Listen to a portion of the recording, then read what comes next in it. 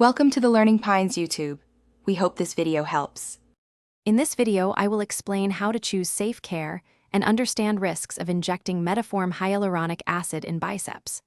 I will focus on safety, legal considerations, and how to find licensed professionals rather than step-by-step injection techniques.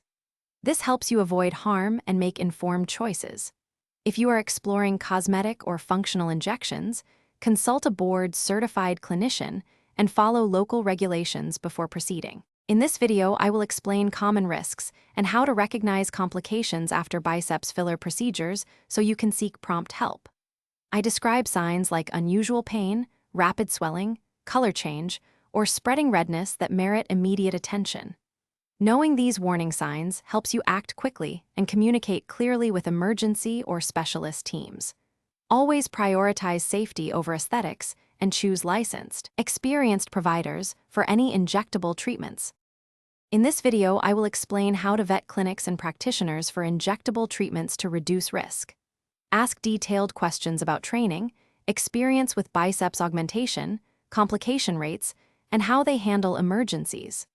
Request to see product packaging and batch information and confirm sterile technique and aftercare plans.